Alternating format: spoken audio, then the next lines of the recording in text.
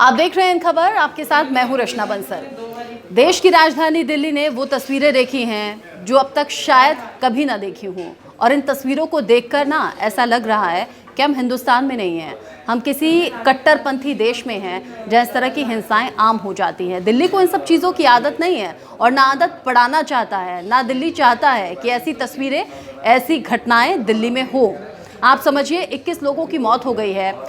जब हम लोग पीड़ित परिवारों के पास पहुंच रहे हैं, गली मोहल्लों में पहुंच रहे हैं, तो दिल्ली के लोग जानते हैं क्या कह रहे हैं।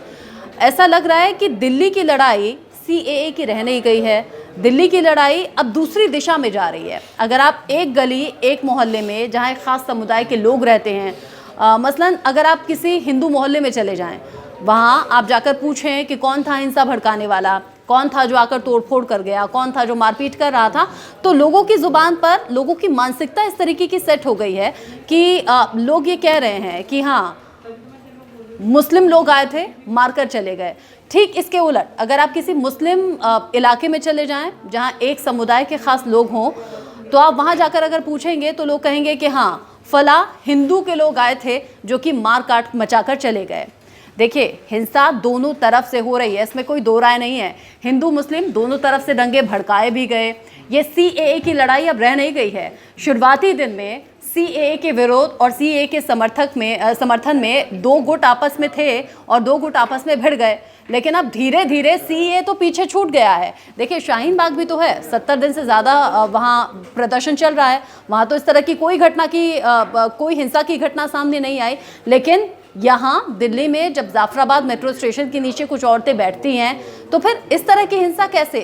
कपिल मिश्रा जैसे नेता जाते हैं, भड़काऊ भाषण देते हैं, और फिर ये लड़ाई आज हिंदू मुस्लिम तक आ गई है। सवाल बहुत बड़ा ये कि कपिल मिश्रा जैसे नेताओं के खिलाफ कार्रवाई कब होगी। आज कोर्ट ने भी कह दिया कि कपिल मिश्रा ही नहीं, चाहे वो अनुराग ठाकुर हो, चाहे वो परवेश वर्मा हो, जो भी भड़काऊ भाषण दे रहा है, दिल्ली पुलिस ने कार्रवाई क्यों नहीं की? आप खुद समझिए ना, दिल्ली पुलिस ये कैसे कहकर अपना पीछा छुड़ा सकती है कि कोई ऑर्डर्स ऊपर से नहीं थे? अगर कोई आम घटना होती है, दिल्ली पुलिस अपनी तरफ से एक्शन लेती है ना। अगर कोई भी घटना हो रही थी, मारपीट हो रही थी, पत्थरबाजी हो रही थी, फायरिंग हो रही थी, दिल्ली पुलिस अपनी तरफ से कार्रवाई करती।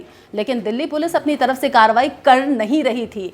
72 घंटे के बाद कल बीती शाम अचानक से ऑर्डर आता है। देखिए, 72 घंटे आप खुला छोड़ दीजिए, हिंसा हो, पत्थरबाजी हो, फायरिंग हो, लोग मर रहे हो, और 72 घंटे के बाद अचानक ऊपर से, यानी कि गृह मंत्रालय की तरफ से ऑर्डर आता है कि जहां जहां हिंसा फैल रही है, जो जो हिंसा फैलाने वाले दिखते हैं, देखते ही गोली मार दो, शूट एट साइट, ये ऑर्डर्स मिल जाते हैं। और उसके बाद दिल्ली पुलिस अचानक से एक्टिव हो जाती है, अचानक से फिर हिंसा को रोकने की कोशिश होती है। हालांकि अमन शांति के कुछ इलाकों से खबरें आई हैं, जो राहत की बात है, लेकिन आज सुबह भी कई घरों से धुआं उठता देखा गया। आप समझिए कि बीती रात वहां आग लगाई गई होगी।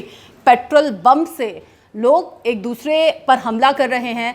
घर, मकान, दुकान, गाड़ियां, बाइक्स आग के हवाले कर दिए गए हैं।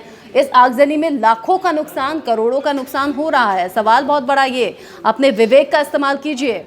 हिंदू मुस्लिम मर कोई भी रहा हो, मर इंसान रहा है। नुकसान आपका या हमारा तो हो ही रहा है, देश का भी हो रहा है, राजधानी का भी हो रहा है। इन तमाम बातों का ख्याल रखिए, अपने विवेक का इस्तेमाल कीजिए, क्योंकि नेता जो आएंगे, भड़काऊ भाषण देंगे और चले जाएंगे, उनका बाल भी बाका नहीं होगा। नुकसान सिर्फ और सिर्फ आपका है।